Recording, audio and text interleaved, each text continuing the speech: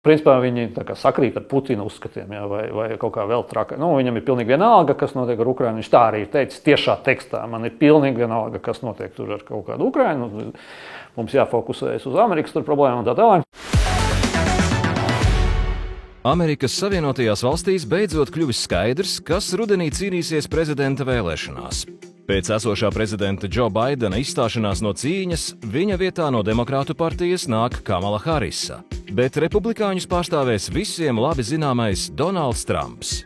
Lielais jautājums: par kuru kandidātu Latvijai turēt īkšķus ASV prezidenta vēlēšanās? Mums būtu drošāk, izdevīgāk un stabilāk, ja uzvar Harisa. Iemesls tam ir tīri ģeopolitiski un drošības un Ukrainas un visi šie iemesli.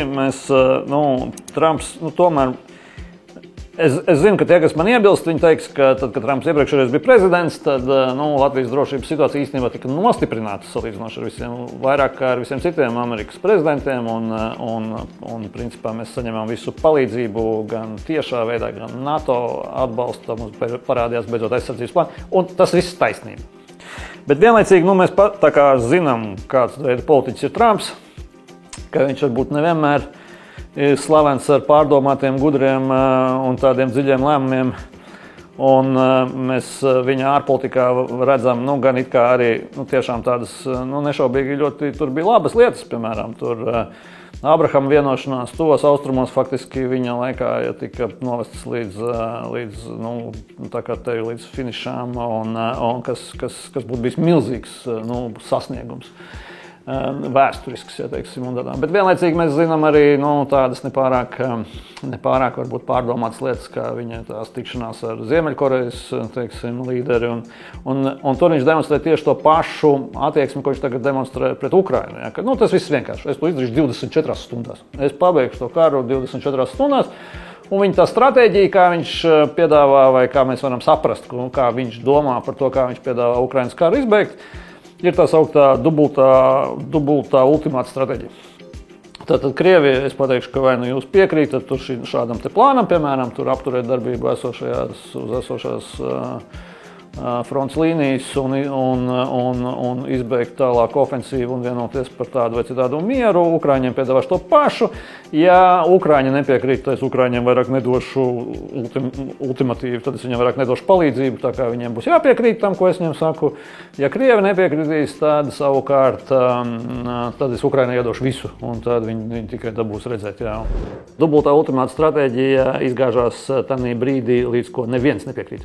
Ja neviena no pusēm nepiekrīt, ko tad tu dari? Attiecīgi, mēs esam tieši tādā situācijā, ka šķiet, ja Trumps ar kaut ko tādu nāktu 24 stundās, tad 25. stundā viņš noskaidrotu, ka viņš neko nav panācis, un tas viss nestrādā. Viņa viceprezidenta kandidāts, ja, teiksim, Vensakungs, viņa uzskata par Ukrainu ir vēl daudz, principā viņi sakrīt ar Putina uzskatiem, jā, vai kaut kā vēl trakā. Viņam ir pilnīgi vienalga, kas notiek ar Ukrainu. Viņš tā arī ir teicis tiešā tekstā. Man ir pilnīgi vienalga, kas notiek tur ar kaut kādu Ukrainu. Mums jāfokusējas uz Amerikas problēmu un tā tālāk. Un vēl visu kaut ko tam līdzīgu.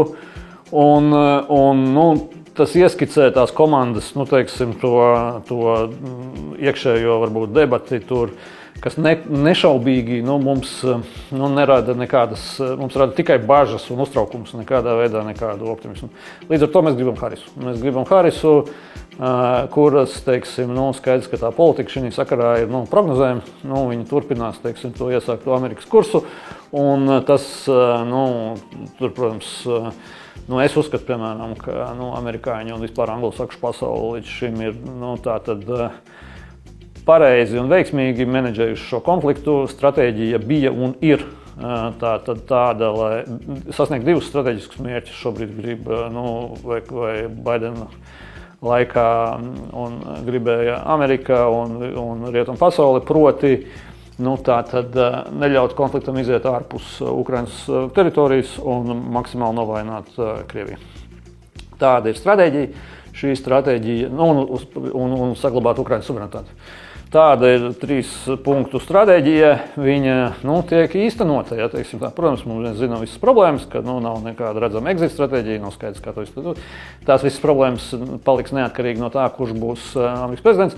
Bet mēs tātad Harisā redzam turpinājamību kaut kādu iesāktais politikai, un tas izskatās daudz cerīgāk. Iesaisties, izsaki viedokli un uzdod savu jautājumu. Arī tavs jautājums var būt lielais jautājums.